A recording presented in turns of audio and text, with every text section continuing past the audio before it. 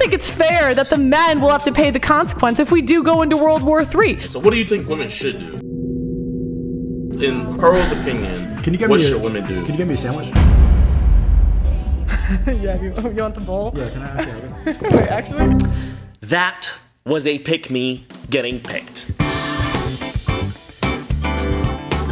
But she wants to be a pick-me. To everyone calling me a pick-me, The last thing she wants is to be a skip-me. I'd rather be a pick-me than a skip-me. Like that. No, imagine being skipped by all these beautiful alpha bros, you know, that sometimes gas themselves up a little bit. Okay. She said, okay, but he heard, okay, daddy.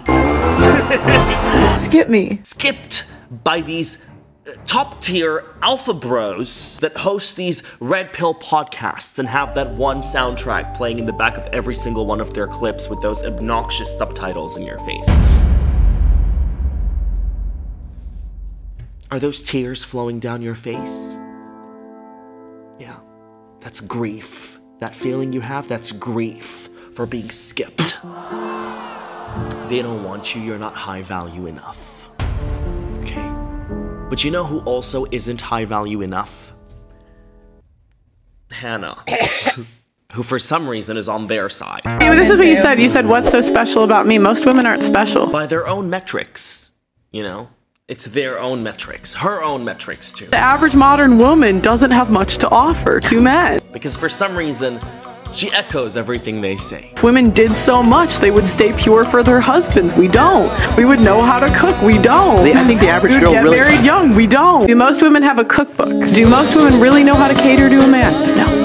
Are most women virgins? So what do most women bring in 2022 that is special? Today, we're not talking about another alpha male red pill podcast. It's a alpha male female red pill podcast run by Hannah Pearl Davis. She goes by Just Pearly Things online, and she's been called the female Andrew Tate, if that, you know, gives you a general idea of the kind of stuff she makes. But before we dive into Hannah and her alpha shenanigans, let me introduce you to an alpha brand that happens to be today's sponsor, Temu. Temu is an online marketplace where you can find literally anything you can possibly imagine for amazing prices.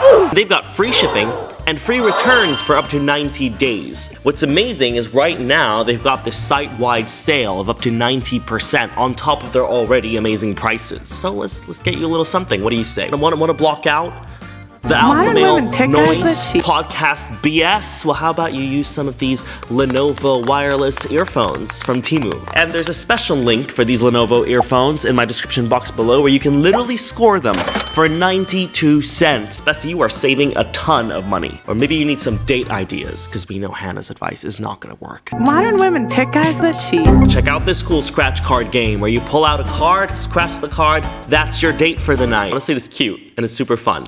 Maybe you want to spice things up a little bit in your relationship, your delusionship. You could try this one out. I won't judge you. Or maybe some bath bombs to detox. I know Hannah could use this. She's so damn salty. Or a journal.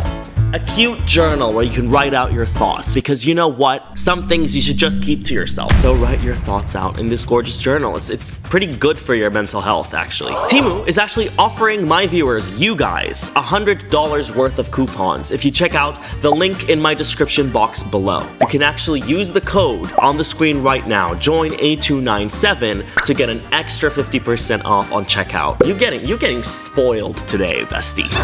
What are you waiting for? What are you waiting for? Go download Temu right now. Download the app, guys. Link in the description box below. Big thanks to Temu once again for sponsoring today's video. Hannah.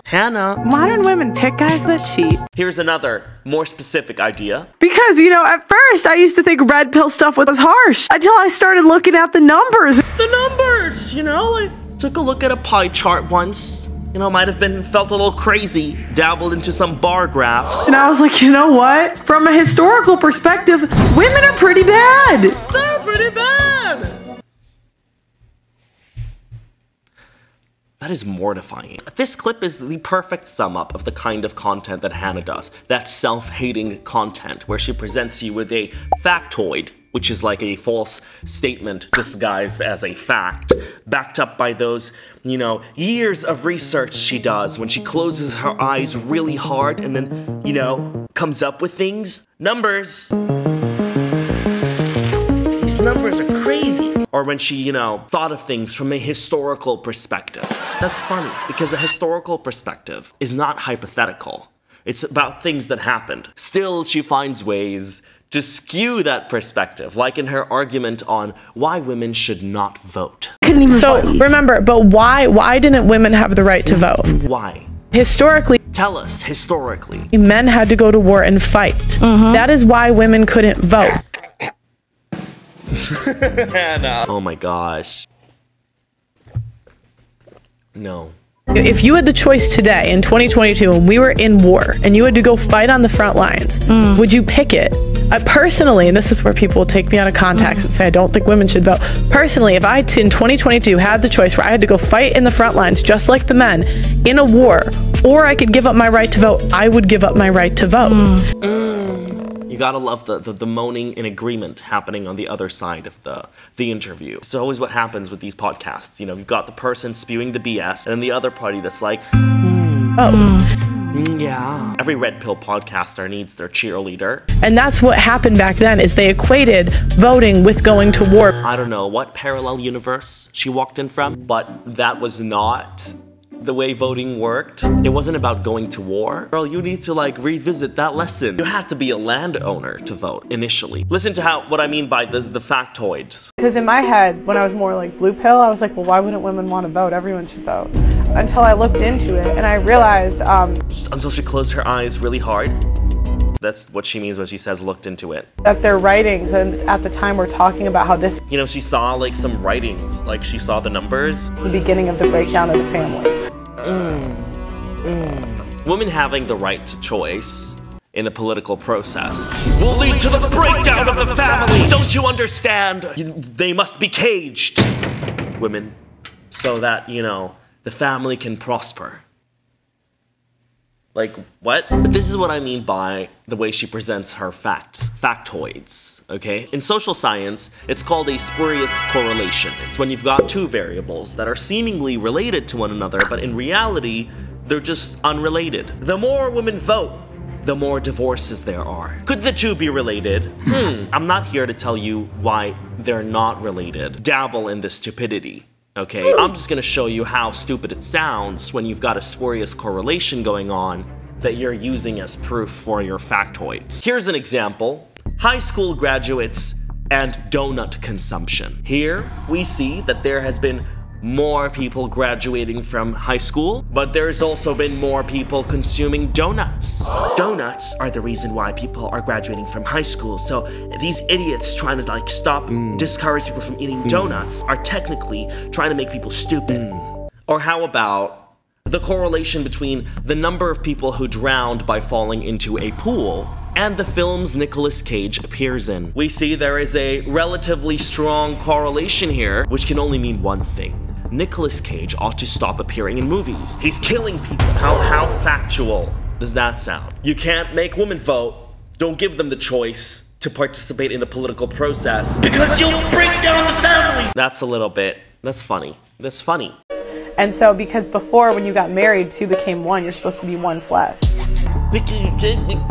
What? She really thought she did something, you know? Especially thought she did something here. If my son came home from school one day and said to me, look, Mum, I'll be honest with you, I think I'm gay, I would take it on and I'd be open. What if your son came home and said, I think I'm black?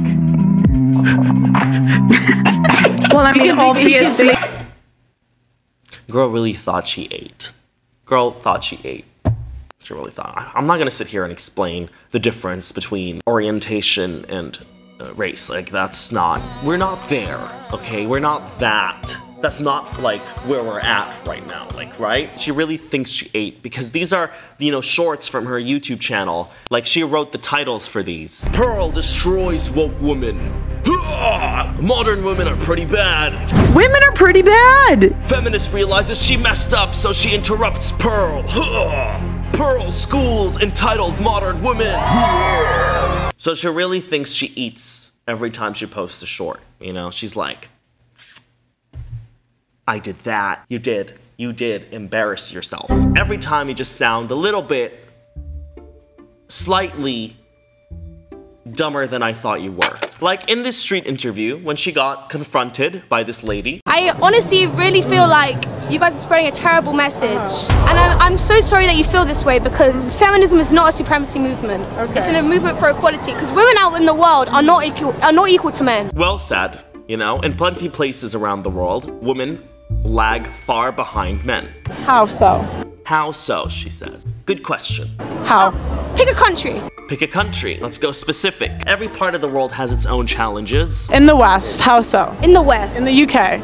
In the UK. What rights do we not have? Why is it that if we look at the Oxford record of when women are hired against men, women are less likely to be hired because they're more expected to have babies and take maternity leave? Fair point. That's not necessarily true. It's not necessarily true, because the numbers that I saw and the historical perspective when I closed my eyes really hard, it showed me something else. Let's open up those eyes a little bit, Hannah. And let's take what she said and bring it to the US and see what examples we have there. There's several Supreme Court cases that describe what this girl is talking about. There's the 1976 General Electric Co. v. Gilbert. There's 1976 Nashville Gas Co. v. Sadie. There's the 1983 Newport News Shipbuilding Dry Dock Co. v. EEOC, which, by the way, the EEOC, the Equal Employment Opportunities Commission, exists because equality must be enforced. Otherwise, there won't be equality. They gotta take you to court to make it happen. 1987 California Federal Savings and Loan Association v. Guerra. 1987 Wimberley v. Labor and Industrial Relations Commission. 1991 United Auto Workers v. Johnson Controls. 2009 AT&T Corp v. Haltine. 2015 Young v. United Parcel Service. To name a few court cases, Supreme Court cases, that have that concept the girl was talking about in the US. All right, that's where you're from. And why is equality so bad? Like, why does it piss people off so much? That's what's so funny. Like the rational being will root for equality, right? Any kind of supremacy is wrong. Female supremacy is wrong. Male supremacy is wrong. Like, that's established. Am I being irrational? Like, the way people are sometimes, it's so funny. It's so dumb. It's annoying, you know? It makes me want to pull my hair out and bang my head against the wall. But besides her ways and presenting factoids, she has this different strategy where she likes to lean in, you know, for a quick jab. She says something like, you know, women love to be cheated on, unlike men. Something she said in the past. Yeah, he cheated, but why did he cheat? And my point is, a lot of you guys are shitty wives. But then she pulls back very quickly. Okay, like she did in this interview for The Insider. She says, for some reason, acknowledging a basic truth like men and women are different is labeled as misogyny nowadays. Women love to be cheated on, unlike men. A debate or an argument can be had about whether women and men are different or not, okay? But the argument is never gonna be whether women enjoy being cheated on while men just don't. That's the difference. Like, that's not, it's not. A negative experience is negative for both. A man isn't gonna enjoy an earthquake any more than a woman will. A man isn't gonna like third-degree burns any more than a woman will. These are negative experiences. That's like saying the difference between me and you is that, you know, personally, okay, I don't like being in debt. I don't. You, on the other hand, you love bankruptcy. You love being in debt. Like, no. That situation is a negative situation for the both of us, regardless of our differences, if there were any. You know what I mean? And what's really funny with the whole topic on cheating is that she has been cheated on. It's not funny. I'm sorry.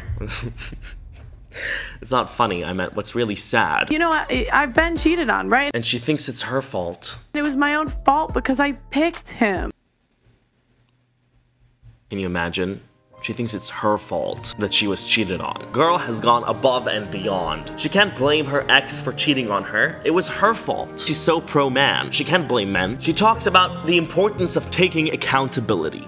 Because taking accountability means that the situation you're in is your own fault and not blaming the world. To stop attributing your own mistakes externally, which is very funny.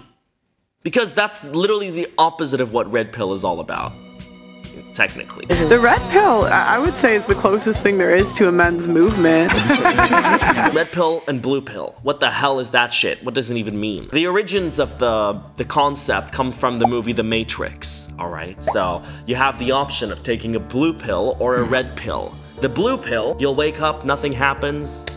You continue your delusional life not knowing the truth. The red pill is what takes you down the rabbit hole of uncovering some truths that you may not like very much. So the hero takes the red pill.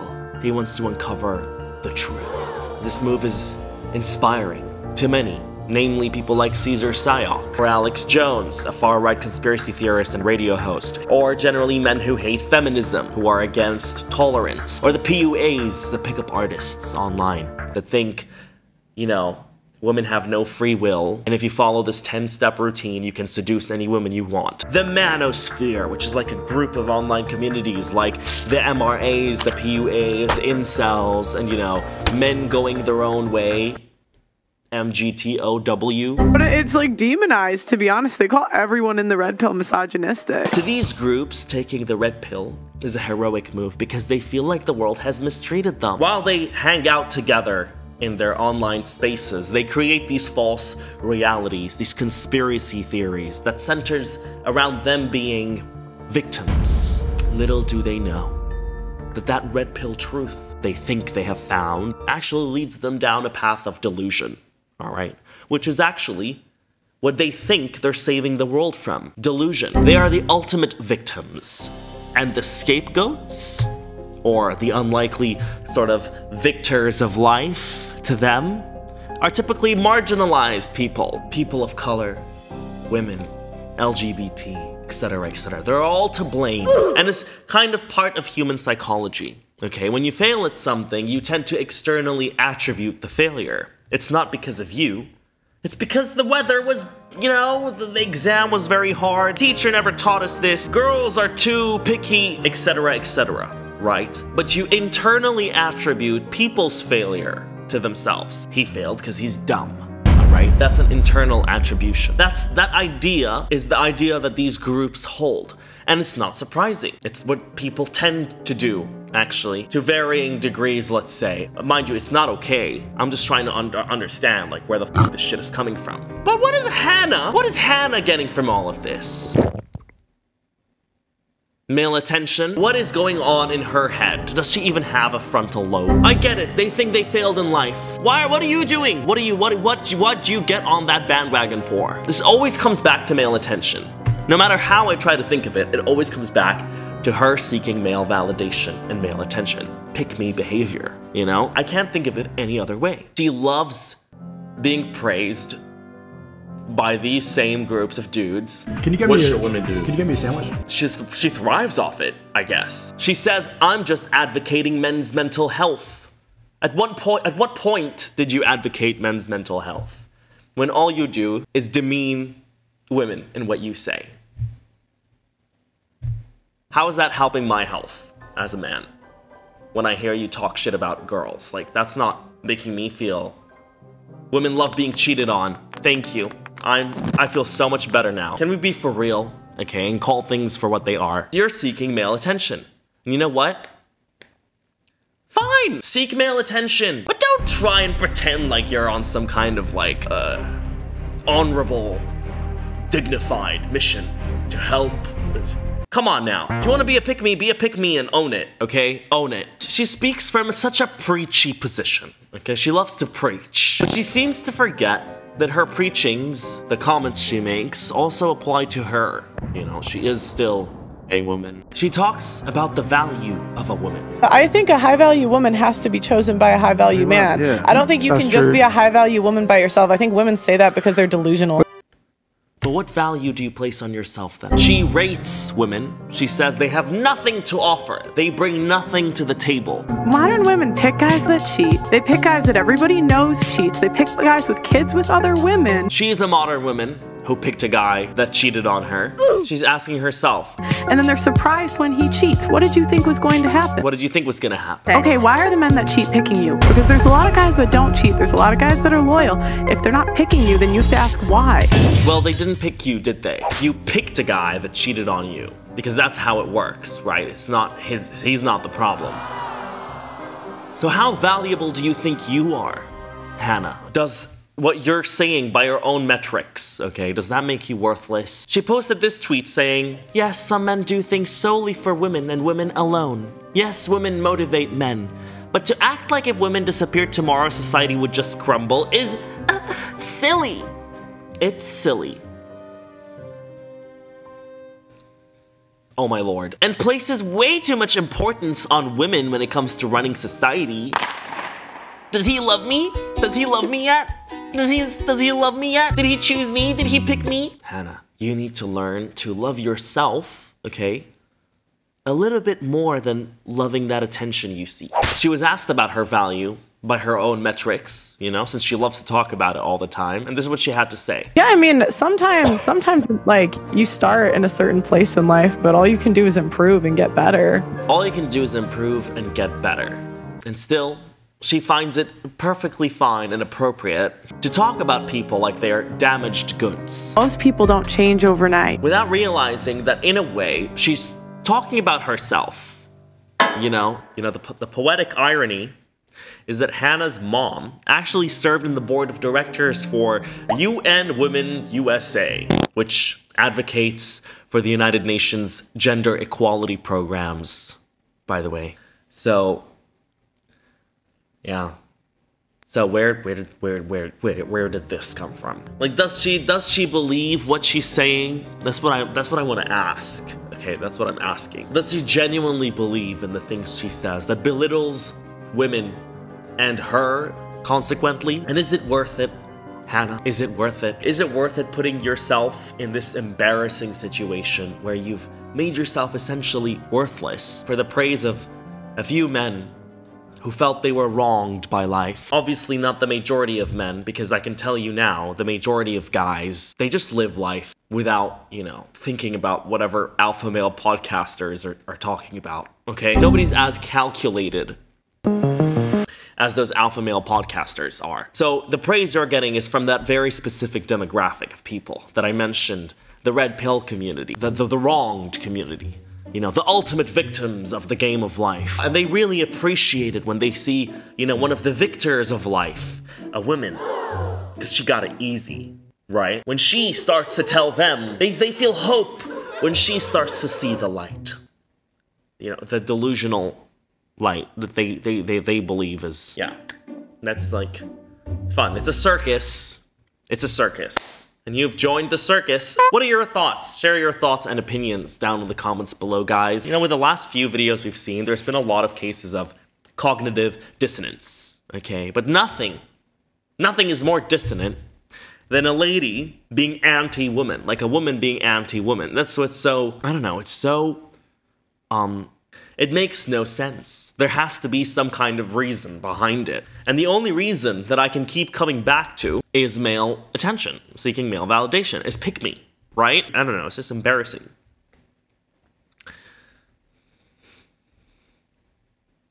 That's my opinion.